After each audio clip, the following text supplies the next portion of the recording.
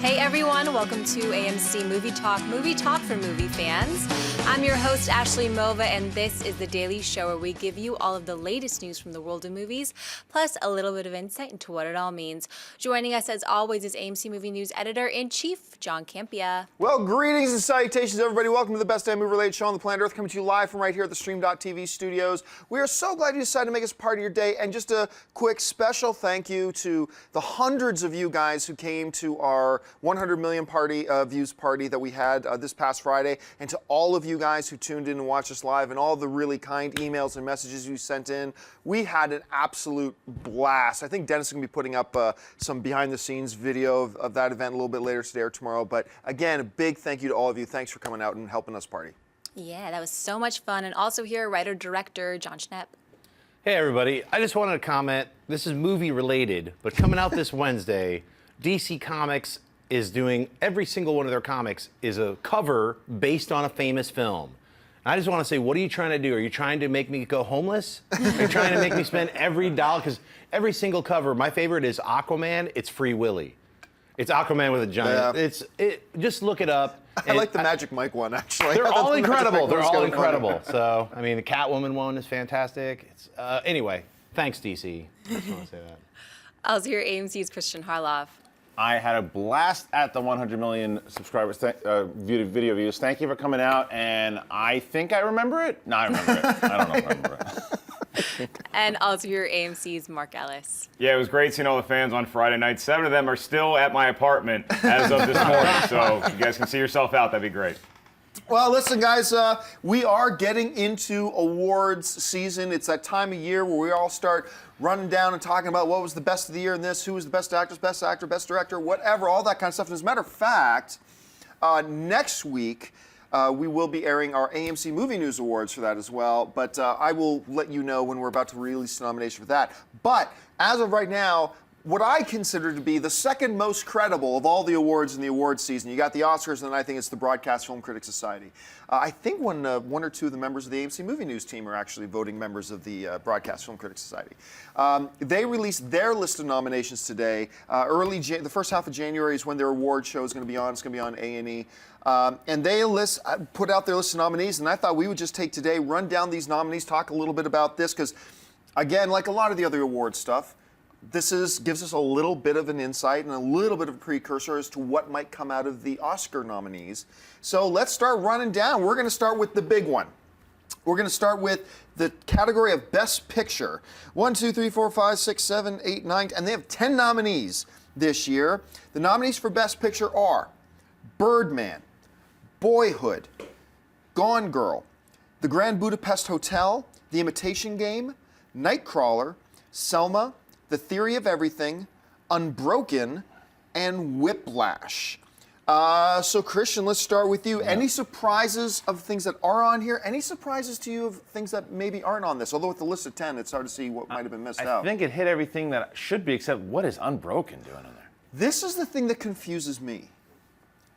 This is the Broadcast Film Critics Society. This is film critics. Yeah, everyone nailed it. If you go to Rotten Tomatoes and look to see what the film critics said, it got a 50%, 49, 48, something like that. Yeah. How does it get nominated for Best I'm part of that Rotten Picture? Tomatoes score, and I gave it a rotten because it looks good, great, but as far as compared to all these other movies, get out of there. I mean, granted, this is only 1 out of the 10 nominees. It's not going to win. It's not going to win, but it's just kind of weird strange that it's in there. I love that Whiplash is in there. That's one of my favorites of the year. As far as, look, Birdman is another one that should absolutely be up there. Those are the two, and Gone Girl. I think, not Gone Girl, excuse me, Boyhood. I think Boyhood and Whiplash should fight it out. It's going to be between Boyhood and Birdman, I think. But overall, I wouldn't be surprised if Boyhood took it because just of what it did as an accomplishment in general and the way it captured life. But no, there's not a lot of surprises in there. Nothing that I think is missing, except the only one that really surprised me, the head scratcher, was Unbroken. Right. Well, maybe one other thing that might surprise me, I've been talking about this a lot this year, but considering how much the critics loved Guardians of the Galaxy, X-Men Days of Future Past, and Captain America Winter Soldier, with them putting out a list this big, don't think we've crossed that. I know, but I almost felt like with the Broadcast Film Critics Society, considering how much of them love. Look, the critics gave Captain America like 91%. That's the one. They give Unbroken 50-something%, and Unbroken gets on there and said that's kind of my one qualm. Yeah, I think that for me, Captain America 2 would have been the one that I would have been like, oh, that's kind of cool. It would have still been a huge shock, but that was the one that everyone was really raving about because it kind of transcended a little bit into like a spy genre as well too. Unbroken's been really campaigning for the Oscar with the trailers. You know, when the trailers came out, I was like, this is the next Oscar movie, and somehow it got nominated here. I don't think you're going to see it in Oscar season. I think it's going to be an afterthought at these awards. So, Schnapp, did anything stand out to you or surprise you? Well, you know, I had my own smaller independent film, Under the Skin, that I would have loved to have seen, you know, get a nod from one of these bigger, you know, award season campaigns for Best Picture, because that to me was a very effective movie. It's an experimental film, but yeah, I mean, my top pick is Birdman. So. I think the weakest movies that you see on here are stuff like Unbroken and The Theory of Everything and The Imitation Game. I like those movies. I liked all those movies, but they're all based on true stories too. I haven't seen Selma yet, but the ones that are based on true stories, I think sometimes this kind of year start to tug at the heartstrings a little bit because Louis Zamperini was a real guy and he went through all this and he passed away earlier this year. Angelina Jolie directing the movie, I think, had a lot to do with it being nominated. I personally would have loved to have seen the Apes movie up there. I think that was the strongest film of all these ones that we're talking about that aren't usually award contenders, like a Captain America or a Guardians or an X-Men, something like that. I think Apes was the one that could have transcended that, and I was kind of bummed it didn't. But I think my favorites are going to be Birdman, Boyhood. I think Whiplash is the dark horse. You know, it's hard for me. I'm not going to get too worked up about it because really what we're talking about is the 10th spot. And if the biggest point of controversy is the 10th spot, then your nomination list is actually pretty good. I think it's going to come down to both in here and probably in Oscar season. I think Boyhood, I think is building momentum. I think Boyhood, even though it came out months and months and months ago, I think that's building momentum. Birdman is the obvious one. I actually think Selma may be the other one. I finally got around to seeing Selma, and it's like, it's really darn good, but a lot of really good. I'm glad to see Gone Girl up there. I'm glad to see Nightcrawler in there. So yeah, there we go. All right, let's move on to some of the acting categories that we've got here. We got 4 major acting categories, of course: Best Actor, Best Actress, Supporting Actor, and Actress. So let's start running through these things. We'll start with the nomination for Best Actor. Nominated for Best Actor, they have 6 nominees. They have Benedict Cumberbatch for The Imitation Game, Ralph Fiennes for The Grand Budapest Hotel, Jake Gyllenhaal for Nightcrawler, Michael Keaton for Birdman, David Oyelowo from Selma, Eddie Redmayne for The Theory of Everything. I'm really glad Jake Gyllenhaal got nominated because after Nightcrawler came out, nobody talked about Jake Gyllenhaal in the movie, and I'm really glad to see that name is coming back to the forefront. I still believe this is Michael Keaton's award to lose, at any rate. Anyway, Mark, what do you think? Yeah, I love seeing the fact that Gyllenhaal got nominated. I thought that was huge for him, but Michael Keaton's got to be the front runner in this category. And again, I haven't seen Selma yet, but everything I'm hearing, that David Oyelowo is way up there too. So I think it's going to be Keaton taking it, and I think that's a precursor to the Oscars. I think it's going to come to those 3. I think it's going to be those 3 guys. Absolutely, when it comes down to it. And I like having 6 nominations, by the way. I think that's pretty cool. Yeah. Who got snubbed out of that one? That's Carell? the thing. Is Carell in there? Carell is not on the list. That is the big one missing here, when a lot of people just maybe like 4 weeks ago were thinking it's Michael Keaton and Carell. Right. They thought it was a 2-horse race. And look, Carell still could very well end up being, remember, the Broadcast Film Critics Society gave Ben Affleck the Best Director of the Year award, and he didn't get nominated in the Oscars. The Oscars could still give the award to Steve Carell, but it is interesting seeing, look, I don't see anybody on here that I think, well, this guy shouldn't be on this list. None of them. But Carell belonged on there. this Especially list. when you look at the rest of the nominees, how they have specific categories too. As we get further and down there, like you have best actor in a comedy, best actor in an action movie. It's weird that he wouldn't fit somewhere into the actual best actor category. Well, it's Ralph Fiennes is the one that I was surprised with. There's a lot of talk about how much people either love that movie or didn't like it. I hear more on the love side. As far as Grand Budapest Hotel goes, I still haven't seen it yet. I'm dying to see it. But I hadn't heard his name being thrown into any awards. It wasn't in Golden Globes. It wasn't in SAG. It was nowhere. So over Carell that's a shocker to me. Yeah, I think when the Oscar nominees come out, because there's going to be 5, I think 2 of these names are going to get bumped out and make room for Carell. I think the 2 that are going to be bumped out to make room for Carell, and the fact that there's only 5 nominees, I do think Ralph Fiennes is going to fall off the list when the Oscar nominees come out, and I think Eddie Redmayne falls off the list. I don't think so. I know a lot of people are arguing me on that. Yeah. But I don't see Redmayne above Oyelowo. I don't see him above Keaton. I don't see him above Gyllenhaal. I don't see him above Cumberbatch. And personally, I don't see him above Carell. But it's going to be close. Yeah, it's a great race this year. Any thoughts on this one? Yeah, pretty much what you guys said. I'm glad that Jake got nominated because that was an incredible performance and a really fun film. But yeah, it's Keaton's year. I mean, he just kills it. I mean, it's such an amazing performance. And going back to what Campy said earlier, I think that Jake Gyllenhaal, I think Puppy Dog Eyes is the other guy that gets knocked off that list when the Oscars come out to make room for Carell. Yeah. I don't know. I think that Cumberbatch has more of a chance to get knocked out. Really? Okay. But he's Smaug. Both performances. You put Cumberbatch against Redmayne. I love Cumberbatch, but Redmayne does something really special. Yeah, he transforms. Yeah, he becomes Hawking. All right, let's get into the Best Actress category. And what we've got here is Jennifer Aniston from Cake, Marion Cotillard from 2 Days, One Night, Felicity Jones from The Theory of Everything, Julianne Moore from Still Alice, Rosamund Pike from Gone Girl, and Reese Witherspoon from Wild. I think this is a two-horse race. I've been saying this for a little while now. I think this is a Julianne Moore from Still Alice and Rosamund Pike from Gone Girl race. I think if anybody on this list is going to get bumped out, because once again, 6 nominees and the Academy Awards is going to be 5.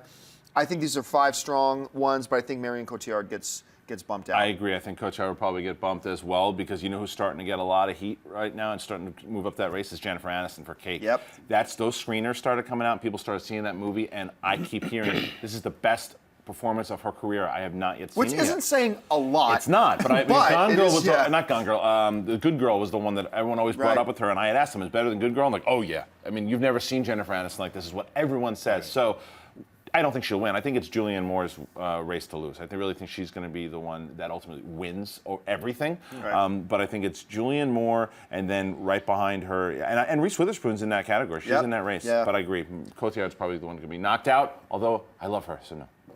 Yeah, I mean, I haven't seen Wild yet, but everything I've heard is Reese Witherspoon kind of retransforms into an Oscar-winning actress. You know, I think the last few years she's kind of fallen off a little bit for me, but I'm personally rooting for Rosamund Pike. So. She was so good. Yeah, fantastic performance. I think it's Julianne Moore's race to lose, but I'm telling you, man, Reese Witherspoon I think has a great shot to win this too because if you look at that performance, Felicity Jones was fantastic, right, in The Theory of Everything, but she's going against Eddie Redmayne too, who also gave her a great performance to work with. Reese Witherspoon is acting against foxes and rattlesnakes and mountains for most of the movie, and she's incredible in it. So I always give the nod to that over somebody who has a lot of stuff to work with. I mean, this is pretty much Reese Witherspoon on the set of the Star Wars prequels, where you're just acting against nothing. I agree with you, but the only thing is, if everybody went off that philosophy, James Franco would have won for his performance in 2017. Well, he should have won, Christian. All right, let's move down to Best Supporting Actor. And we once again have 6 nominees, and the 6 nominees are Robert Duvall from The Judge, Ethan Hawke from Boyhood, Edward Norton from Birdman, Mark Ruffalo, Foxcatcher, J.K. Simmons from Whiplash, and Josh Brolin for Inherent Vice. I think we're going to start off the one, once again, 6. It's the Oscar going to be 5. Any of these 6 are going to get bumped. I think Josh Brolin from Vice. Not that he's bad in it. Not at all. This isn't like why the hell is Unbroken on this list? This is one of those, but I think one of these things. Interesting, though, that Mark Ruffalo gets a nomination for Foxcatcher and Stephen Carell did not. I thought that was interesting. Going to put this out there. I see, and I was thrilled to see Robert Duvall's name on this list because I thought he was the best part of The Judge. And we talked about that bathroom scene, which, while very disturbing to watch, I think he makes it disturbing to watch. And I thought it was a really great moment. But I think this is a 2-horse race. I want to hear what you guys think. I think this is either Ethan Hawke or J.K. Simmons. Big props to Edward Norton, who was brilliant in Birdman. I don't think we've seen him that good in a long time, but I think this is and I think J.K. Simmons wins this. But anyway, how do you guys see all this? I'm going to use my catchphrase from our upcoming sitcom, The Four Horsemen. Josh Brolin, you are out of there. There's no reason why he should be here, especially if you look at any of the performances in Foxcatcher. I know Ruffalo got nominated, but if you could count Carell as a supporting actor and get him in there, or Channing Tatum as a supporting actor. Look, Inherent Vice, I didn't like it. I think Josh Brolin was fine in it. It was not an award-worthy performance. None of those were, besides Joaquin Phoenix. Why does Brolin get in there and Joaquin Phoenix doesn't? Is it because the best lead actor race is so much more packed than best supporting actor? I don't understand that nomination. Well, I love Josh Brolin. Well, young Mark Ellis, I will agree and disagree with you in the same sentence here. I think that Brolin, the movie itself was okay. I actually think Brolin was the best part of the whole movie. I thought his performance actually was nomination worthy. if those other performances that we're talking about right before him didn't exist. Because I agree 100%. It's between J.K. Simmons and Ethan Hawke, with J.K. Simmons. If you guys ever watched the show Oz, okay, on HBO, this is, if that character didn't go to jail and became a music teacher, it's that guy, and the way he delivers it still, and you know, but it's different. It's not he just put this in character. He does a lot of different things in the back and forth between him and Miles Teller. It's a performance that just electrifies you watching it. My wife was watching the screen, I had already seen it. I just stopped just to watch him do what he did. And Ethan Hawke as well too, but he didn't. There was a lot more. He wasn't in it as much. J.K. Simmons really carries a lot of that movie, so J.K. Simmons for the win. Yeah, I would take Ethan Hawke out. He did an awesome job in Boyhood, just like Patricia Arquette did. But I wouldn't say that. I would say it's J.K. Simmons and Ed Norton, but with me leaning for Norton. Yeah, Norton was so incredible in that. All right, let's move into the Best Supporting Actress. We're getting into a flow here. Who gets bumped? Who are your top two picks? Maybe what are your surprises here? But we got Boyhood is really represented well because Patricia Arquette, a lot of people say probably the best performance of her career as well. Patricia Arquette for Boyhood, Jessica Chastain for A Most Violent Year, Keira Knightley for The Imitation Game, Emma Stone for Birdman, Meryl Streep for Into the Woods, and Tilda Swinton for Snowpiercer. All right, Schnepp, let's go over to you. Out of those 6, if you had to shave it down to 5 for an Academy list, who gets bumped off that list? Ooh, boy, that's a tough one. I'll stick with. Say those again. I'm sorry. Okay, Patricia Arquette, Boyhood, Jessica Chastain, A Most Violent Year, Keira Knightley for The Imitation Game, Emma Stone. Keira Knightley. Keira Knightley, yeah. gone. Yeah, I mean, you know what, Tilda Swinton, but that's so hard with supporting actors. I mean, because Tilda Swinton did an incredible job at Snowpiercer, but she's literally in it for 3 minutes. Like literally, it's almost a 3-hour movie. Didn't Dame Judi Dench win an Academy Award for playing the Queen and having like one scene? Well, look at Anne Hathaway won the Oscar for singing a song. You know, yeah, I mean, but that's what I mean for supporting actor. She did a great job, and I loved Snowpiercer. So I would love to see her win, but you know, Emma Stone was amazing too. That's a tough one for me. If we're shaving these down to, I could shave this down to 2. I mean, I think this is Patricia Arquette in Boyhood and Emma Stone in Birdman. I think everybody else, like, they did a fantastic job, but Jessica Chastain, it was fine. It wasn't like, oh man, that's definitely an award performance. And Meryl Streep is the greatest actress of all. She's the Michael Jordan of actresses. Right. You don't have to nominate her for every movie she makes. You really don't. And Into the Woods I liked watching Into the Woods, but her performance as the witch is good, but it's not an award-worthy performance. I'm sorry. Just stop giving out trophies to her for every time she wakes up and gets in front of a camera. I love Meryl Streep, but I agree 100%. Out of all those movies, Into the Woods is one. It's good. It's Meryl Streep performing, but nominations? No. I mean, even Tilda Swinton, who's in it for 3 seconds, had a better performance, I thought, as far as a character that you remember her. If there's as little she's in that movie, you remember she's in that movie, and it's creepy. Yeah. I actually think Keira Knightley absolutely deserves that nomination. Her back and forth with Cumberbatch, she held her own, and she went tit for tat and made that movie. It made that story really human because she was the one who made him more human and less robotic. So I think she's great, but I think it's Patricia Arquette. I think she wins it. Yeah, Keira Knightley is turning into one of these actresses that is becoming woefully underrated and underappreciated. Like just whenever she's in something, she just kills it. She just kills it consistently. Even her in Laggies, which I didn't love the movie, but she was fantastic in Laggies. She owned that movie.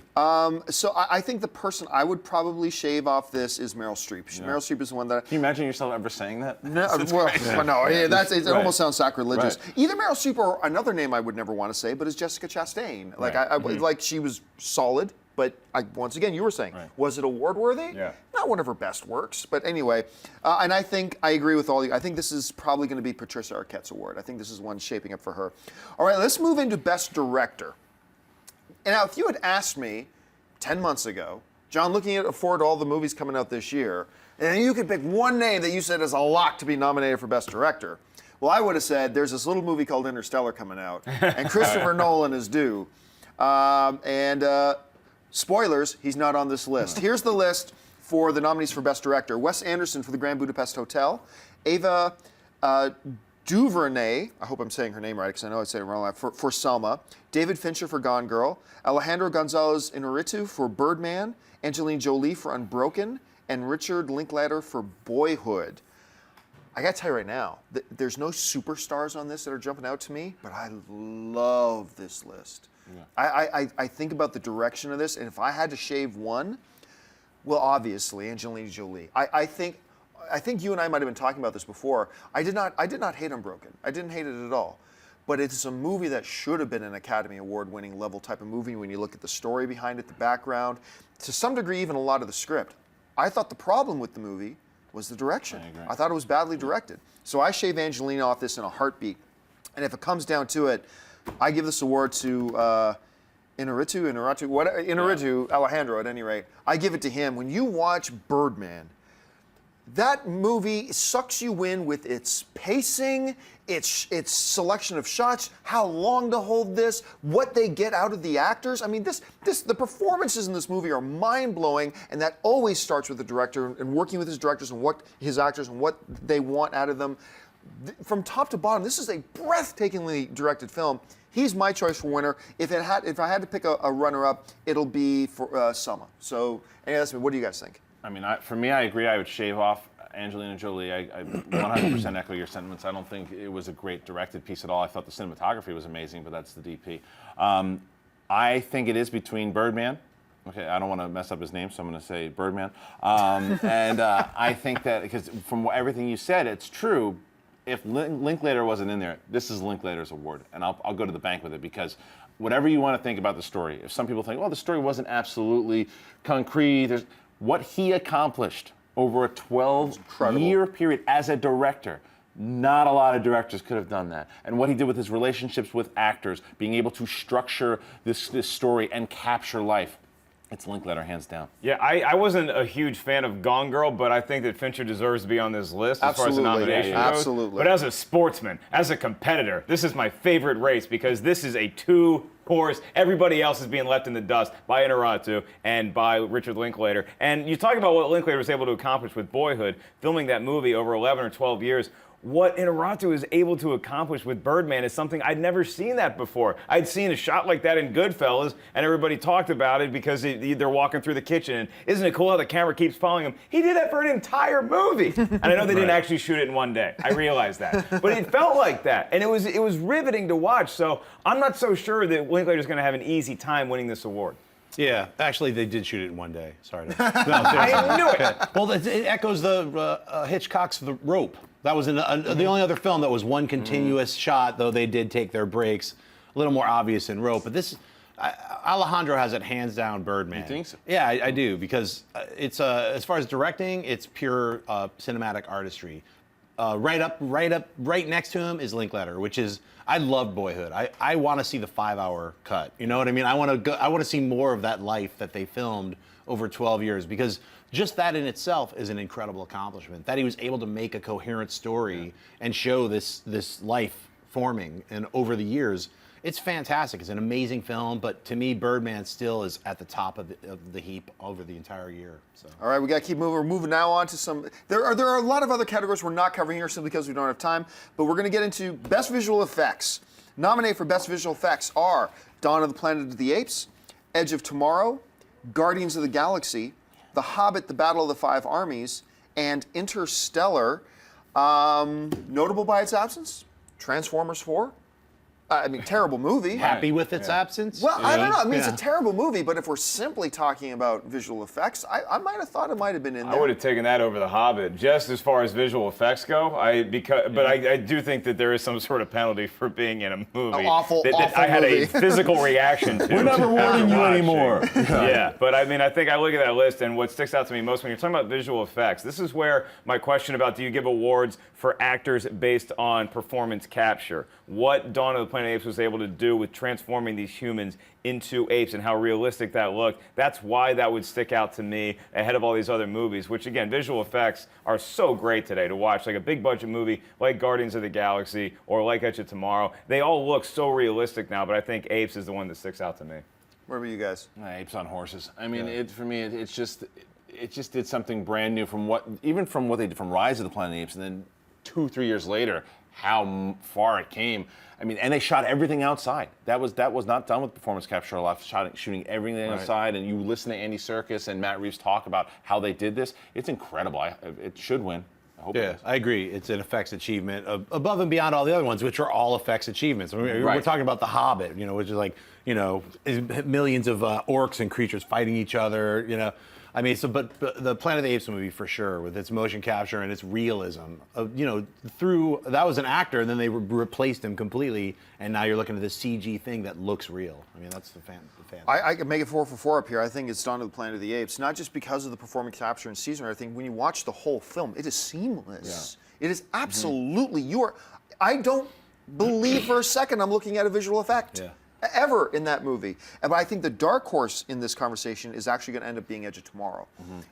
Once again, they did some more wild and wacky like creature design stuff, but forget about it. Just look at the battlefield stuff and whatever. The visual, once again, seamless. So those are, I think, the two horses in that. All right, now we get down to Best Animated Feature. We're going to talk about animated, Best Action, and Best Comedy, I think. Yeah, we're going to try to run these down here quick. So go through Best Animated. No big surprises here. The nominees for Best Animated Feature: Big Hero 6, Book of Life, The Box Trolls, How to Train Your Dragon 2, and Lego Movie. I love this year in animated film. Love this. My favorite year in animated film. When you talk about the number of films, we have 5, I think, excellent animated films. And I can't remember a year where I could say that before. I love all of these films. Maybe save Book of Life. I enjoyed Book of Life. I didn't think it was all that great. And I change my mind every day. Today I'm saying Lego Movie. But I could you can catch me on a day where I could say How to Train Your Dragon 2. You can catch me on a day where I say Big Hero 6 or Box Trolls. Box Trolls may be down closer to the bottom of that, but I'm going to go with Lego Movie. What about you guys? Box Trolls. Box Trolls to me was the biggest achievement out of all these movies, because the way that they filmed it. Like, I feel that movie should make $500 million, because they took so much time to do all that stuff, all that, what is it, claymation or like the puppetry, all that, like stop motion animation. It's incredible what they were able to do, but I think the movie that moved me the most and surprised me the most was the Lego Movie. Now, maybe that's me walking into Big Hero 6 and saying, well, of course, this is going to be great. Lego Movie was a bit more of a shock to me, so I give it to Lego Movie ever so slightly over Big Hero 6 and Box Trolls. I think it's 2-horse race, and I think it's between How to Train Your Dragon 2 and the Lego Movie. And I'm with you. Today, I'm How to Train Your Dragon 2. Tomorrow, I could be Lego. Right now, How to Train Your Dragon 2 just moved me more even so than the first one. I loved that movie. I loved watching it. Also, would have liked to seen that nominated for visual effects as well. But yeah, and Big Hero 6, number 3. Yeah, I'm a flip-flopper too. Like I was saying Big Hero 6 like 3 weeks ago, but then the more I thought about even my decision back then, I was like, Lego Movie really, I mean, it did have a really good villain, and Big Hero 6 didn't. Right. So now I'm flip-flopping today. I'm on Lego Movie, and I didn't like the second How to Train Your Dragon. That's, for me, that was like, there's like dogs or cats, you know what I mean? But, all right, let's move this into action movie now. An interesting category that they have at the Broadcast Film Critics Society. Best action film, 5 real good ones. American Sniper, Captain America the Winter Soldier, Edge of Tomorrow, Fury, Guardians of the Galaxy. These are 5 very different films. Yeah. 5 very, very different films. I'm personally going to go Edge of Tomorrow. Everybody knows how much I like Guardians of the Galaxy more than I like Edge of Tomorrow. But if we're just talking about this category, just pure action, I thought Edge of Tomorrow was fantastic. So for me, it's going to be Edge of Tomorrow. Mark? Yeah, I got to go Edge of Tomorrow as well. And I'm a little shocked to not see, I thought maybe X-Men, if that counts as an action movie. Sure, or yeah. if Apes counts as an action movie. I'm not sure why those films aren't on this list. Not as much action in those ones as like, say... Apes is really character-driven. Yeah, you're right. It's more of a... That's why I actually wanted to see it nominated for just Best Movie overall. Yeah, but right. I think that I would have taken X-Men a little bit over Captain America, too. But I liked all these movies, and it's a cool variety. I think maybe American Sniper's on there, which I really enjoyed. I think it might be on there just as a, hey, here you go, Clint Eastwood, thanks for playing. I think that I would have to go with Edge of Tomorrow, too. It's just... And a little bit of that is just how shocking it was that it was so good, because when it came out, it looked like, oh, okay, here's another Oblivion. And it so wasn't that, and it was so inventive and original, and it's got Tom Cruise in it. That doesn't hurt. What do you guys think? I'm going to go with Raid 2. The reason I think Raid 2... Oh, wait, that's not on the list. Why? Raid 2 was the best action film, period, of the year, but it's not on the list, so I'm going to go with the second best action film for me, Captain America, Winter Soldier. So good. So much fun to see that, like, being a super comic book freak fan, loving Captain America. And great action. Great every single set piece... It just topped itself. Fury and the car chase with Fury. So good. Every time he met the Winter Soldier, just elevated. Once Falcon's in the mix, So much fun, amazing superhero action. If you cut out the superhero stuff, still just incredibly well choreographed. You sold me. I changed my vote. You just sold me. You sold me on it. I changed my vote. Anyway, Christian. I'm also going with the Raid 2. I'm right here. It's Captain America and Edge of Tomorrow. If you're going to put a little bit more story, Captain America just by a little bit, but I loved Edge of Tomorrow, and it was like an adrenaline rush the whole way through. So if it's just pure action, just going on action, I'd go Edge of Tomorrow. How about the last 20 minutes of Godzilla? Can that get nominated? Yeah, exactly. Now, I was going to have us talk about best. They have categories for best actor in an action movie. They have a category for best actress in an action movie, but we just do not have time. We're running out, so we're going to jump right now to best comedy. Best comedy. The nominees, 5 nominees, and they are Birdman, The Grand Budapest Hotel, St. Vincent, Top 5, and 22 Jump Street. Where the hell is Neighbors? Yeah, right? I'm okay with it being. I'm not okay with them having. I think St. Vincent gets a lot of love because in this town you are supposed to say the rule is anything Bill Murray's in you are supposed to automatically say is great. St. Vincent is not great, all right? And I love Bill Murray. I love him, but it's not a great comedy. I would bump St. Vincent. I would put Neighbors in there. But if we're going to go pure comedy for me. And that's the category, comedy. The one that made me laugh the most this year is 22 Jump Street. I laughed myself sick at that movie. So I'm going to go with that. Although a late runner for me would be Top 5 as well, which I thought was real funny. And overall, I think a better movie overall than 22 Jump Street. But if we're going to, it depends how you decide to interpret it. I'd interpret it as what made me laugh hardest and longest.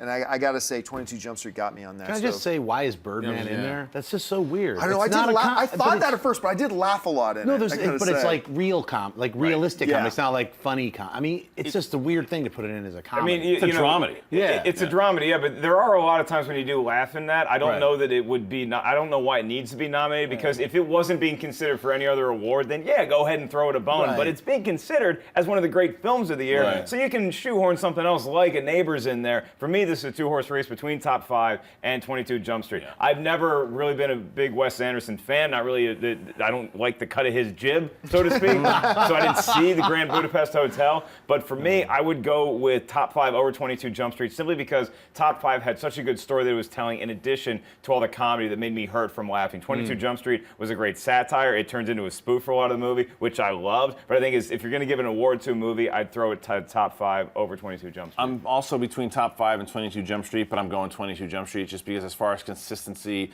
in the laughs and the chemistry and the acting was a bit better in 22 Jump Street because they'd been there, done that before, and they played off of that. And there was that one scene with Ice Cube and Jonah Hill. Yes. And in the Office. I don't want to spoil it if you haven't seen it, but and Channing Tatum. And Channing Tatum made the that realization entire scene. of that scene. That's the best moment for me of the whole year. That's what I mean. Funniest Do moment. they have a of the light year. bulb sound as well? Yeah, that was the one. And then his reaction. That particular scene, but Top 5 came out of nowhere, and so good. But right underneath 22 Jump Street. For me, I'm just going to say I didn't see Top 5, so I have to go with 22 Jump Street until I see Top 5. Then I might change. Yeah. All right, you know what, folks, we're running a little bit late, so we just don't have time to get to the mailbag questions today. My deepest apologies for that. But I'm going to take just a minute here, and we will just look quickly at those actors and actresses. We'll just run down through this quick. The nominees for Best Actor in an Action Movie were Bradley Cooper for American Sniper, Tom Cruise, Edge of Tomorrow, Chris Evans in Captain America: Winter Soldier, and Chris Pratt in Guardians of the Galaxy. I don't know. That is a tough category. Pratt's going to get it, though. know. I bet you Pratt? I bet you he gets it. Pratt, He's got a lot of momentum. Evans, Cruise. We got 4 nominees. This is a 4-horse race. Yeah. I could give it to any of them. You know what's weird is that I shaved off Meryl Streep in her category. I'm shaving off Tom Cruise in this one. Really? I thought it was great. Yeah, in this movie. he was great. He was I'm fantastic. unshaving you. I'm shaving you. This is my John Schnepp. This is my representation of John Schnepp. He's a flip flopper on the category of animated I film. flip flop. And Brad Pitt was also nominated for Fury, by the way, and he was also great. He was great was. in that. I don't really consider Fury an action I don't film, either. though. Another drama. But just quickly run down Best Actress in an Action Movie. Emily Blunt, Edge of Tomorrow, Scarlett Johansson in Lucy, Jennifer Lawrence in The Hunger Games: Mockingjay Part 1, Zoe Saldana in Guardians of the Galaxy, Shailene Woodley in Divergent. This is Emily Blunt's Emily Blunt award. all the way. Yeah, 100%. I mean, if this was an Oscar category too, which it's not, and it probably shouldn't be, it would also this is an automatic, right? Did she turn into the internet at the end of the movie like another one? No, yeah, you got Emily Blunt. All right, The folks. dark horse, so this is Lucy. What? That will do it for us for this installment of AMC Movie Talk. Thanks so much for joining us, guys. Listen, don't forget, lots of great films playing at AMC Theaters right now. Head on over to www.amctheaters.com for all your theater showtimes and, of course, your movie ticket information. If you want an audio-only version of this episode, look in the description of this video and you'll find links to our podcast feed. And don't forget to click the thumbs up button and subscribe to our YouTube channel. I want to thank the guys sitting at the table with me. First of all, sitting to my left, Mr. Mark Ellis. Mark, where can people find you online? Instagram and Twitter, 5150 Ellis, and I'm at the Omaha Funny Bone this weekend. And, of course, sitting right over here, Mr. Christian Harloff. Christian, where can people find you? Mark Ellis Conviction. Christian Harloff on Twitter, Christian Harloff on Instagram. Find me at a 7-Eleven buying a hot dog. Writer-director, Mr. John Schnepp. Schnepp, where can people find you? Ultra false conviction. You can find me at Instagram, Twitter, John Schnepp, TDOSLWH. Thank you, fans who came to the 100 million YouTube fun talking movies. YouTube. Milking a cow? Our lovely host today, Miss Ashley Mova. Ashley, where can people find you? Twitter, Instagram, at Ashley Mova. Happy Monday, guys. And you can find me on the various social media networks, just at John Campia. Thanks all for joining us, guys. My name is John Campia for AMC Movie News, and until next time, bye-bye. Hey everyone, if you liked this video, click that thumbs up button and make sure to subscribe to our AMC Movie News YouTube channel. It's free and helps you stay up to date with all the latest movie news, as well as our daily AMC Movie Talk show. Also, make sure that you follow us on Facebook and Twitter to stay up to date with all of our special promotions, contests, and prize giveaways.